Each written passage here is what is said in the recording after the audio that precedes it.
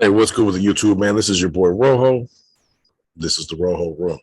Today, what we're going to talk about is an NF member, one of the very first ones I ever met.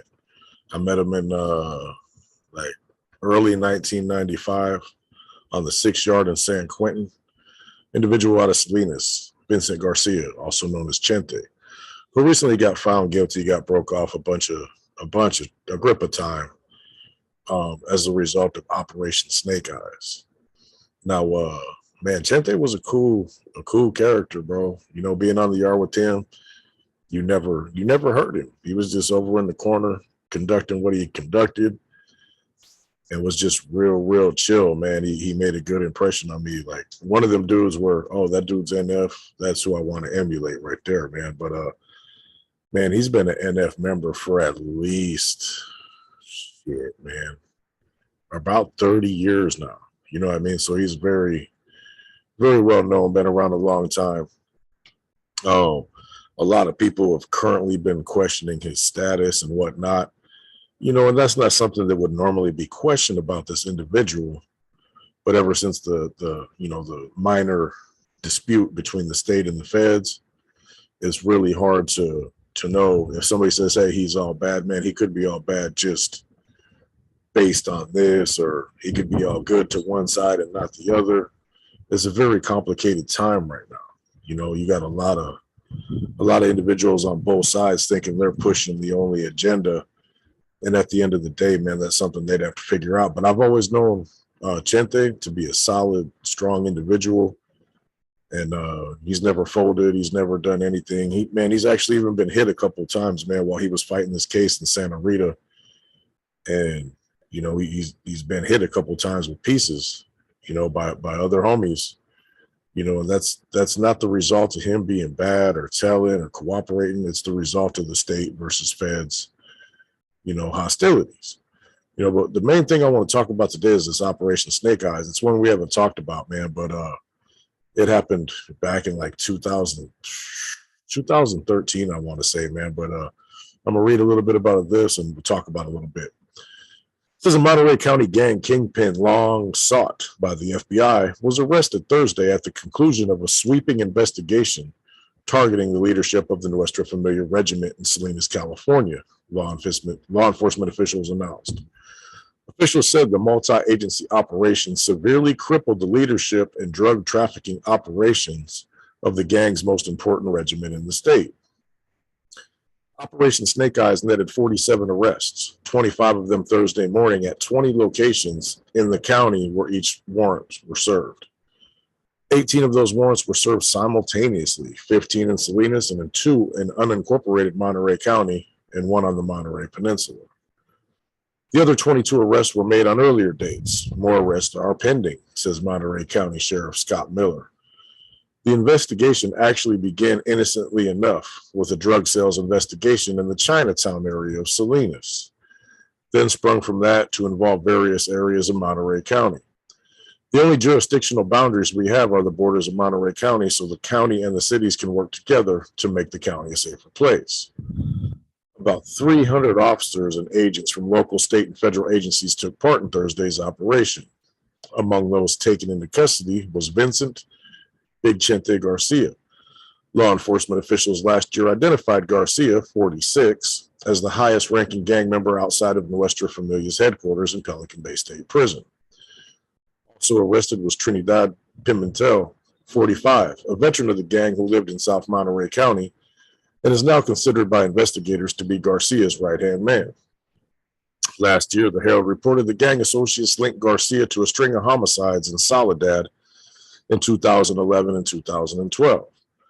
Gang investigators said they were convinced the killings occurred because leaders of the Nuestra Familia sent orders to settle old scores and execute dropouts.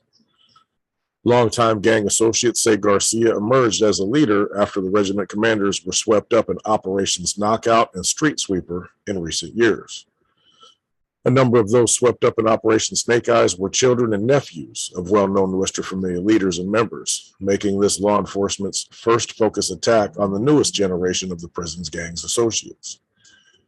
Helicopters from the California Highway Patrol and Department of Justice were involved in some of the arrests. The CHP aircraft was covering one of our teams in Monterey County when one of our subjects jumped from a second-story window with a pistol in his waistband. He attempted to flee and barricaded himself in another building, but the aircraft was able to direct the team to the location. The subject surrendered to a police dog without resistance. McMillan said the sweep netted marijuana, methamphetamines, cocaine, and around $70,000 in cash from 5 Salinas locations. Search team located what was described as an improvised incendiary device in the 500 block of Sonora Way. The device was detonated at the location by the Monterey County Sheriff's Bomb Squad. During the course of the months-long investigation, the task force intercepted and prevented a robbery in Marina, McMillan said. 3 men who had been targeted as part of the investigation were arrested in April after police say one of them shot a Salinas police officer during a chase. I didn't hear about that one. Oh, shot at. That's why I didn't hear about it. We've determined that the people who were in that vehicle and armed when they were stopped by the Salinas Police Department and were very likely en route to attempt to break some folks out of the Monterey County Jail. Come on, man. This was prevented because of this investigation. Commander Stan Cooper of the Joint Gang Task Force, who coordinated Operation Snake Eye, says, we have 2 rather large groups of rival gang members, the Norteños and Sureños.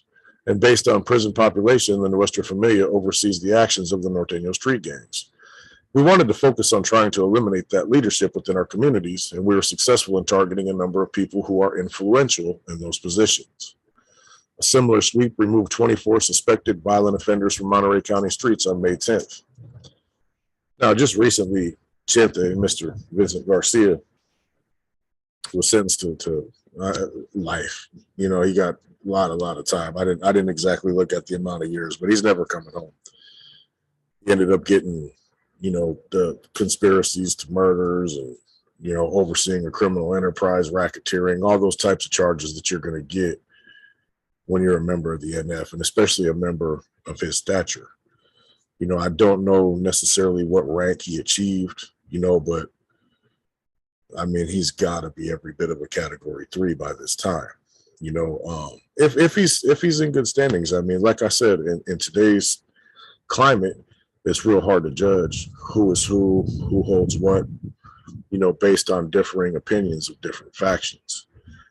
You know, and it's we've talked about this many times, man. The beef between the state and the feds has led to a lot of hard times for a lot of people who aren't even directly involved in the actual prison gang. Norteños not being part of the prison gang. You know, so you have X amount of NF members in the feds and X amount in the state. It, you know, you would think their personal confrontations would be only with them.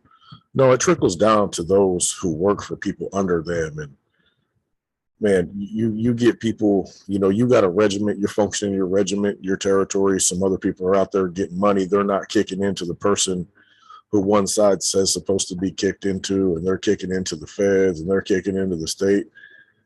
Man, it becomes a problem, man. And unfortunately, it involves people who have no idea that anything's really that wrong. You know what I'm saying? Oh, I'm not NF. That's not going to affect me. It's going to affect you if you're out there functioning. You know what I mean? Everybody in their respective places, not so much. I mean, you're in a state prison. 90-something% of everybody around you is going to be functioning under them state guidelines. There might be a couple sleepers that the feds really have working for them. And, you know, I doubt that would be the same in the feds. I think people that end up going to the feds are going to be federal supporters. But man, with so many, with the way the communications are now, man, you could be a loyal supporter to the state. You could have people that you talk to in the feds. They could be telling you one thing. You could be doing this. Let's deem him all good. We're going to hit him, and vice versa. It's a hard time to be a homie. I mean, that's the same throughout history. It's always been to be a homie, man. But when you have an identifiable, understood enemy, that's one thing. Whether it be the whites, the gentleman from down south, you know, hey, those are the people I got to keep my eye on. The bulldogs, you know, dropout gangs. But when it could be the dude who you know is all good and he knows you're all good, but yet he hits you, that puts a whole different spin on things, man, and it makes it more dangerous. You know, you could be at a house party or something and things could go all bad, and you're getting hit even though you've never done nothing wrong, even though you're not in the gang. So it's just something to think about, man. But anyway, about Mr. Garcia, Chente, bro, he was always cool in the 6 yard. He led by example. He was over there quiet, did his thing, conducted whatever business he had to do. I wasn't privy to that business at the time, as I was just an NR member. I hadn't made it to the NF yet. So, he'd be in the corner doing his thing, cool, calm, collected, man. He'd exercise. There's a lot of NF members, that like to come into the 6 yard and not do what everybody else does, meaning, man, there's not a lot of people who really want to do all those burpees. Let's just keep it 100. There's some dudes who get out there and they love doing it. I wasn't one of them, and a lot of the people I know, man, unless they made you do it, you weren't doing that, bro. There's nothing fun about that. So, I play basketball or play handball or talk shit, but Chente would get up, he'd do his burpees, knock out his whole routine. He led by example, bro. He talked to everybody the same, whether you were a Northerner, whether you were an NR member or NF member. And he was always just a really good example of somebody to follow. Now, I don't know what he did on the streets or anything like that, but he came across to me as a dude who played by the rules. He was serious about what he believed in, and he did it, according to the Constitution and certain dictations that come out of Pelican Bay or wherever. It was my understanding that he continued to support the feds throughout his whole, fighting this Operation Snake Eyes case and whatnot. And that's what may have led to him getting hit in Santa Rita on 2 different occasions. Still never folded, still went out to yard. He's still, I would be willing to bet, his loyalties lie with the feds, and he's going to continue to be respected and embraced by them. If he goes to the feds as a result of this case, I'm not sure if I didn't even look to see if it was a federal or state case. He'll probably be good. If he goes to the state, he might be in for more problems. You never know, man. We're in weird times. You know what I'm saying? Things have changed a lot. You used to have to worry about Nazi lowriders and Sureños. And now, with the end of hostilities, the most dangerous enemy is the one you're going into the cell with, that you're eating a spread with, that you're walking the yard with.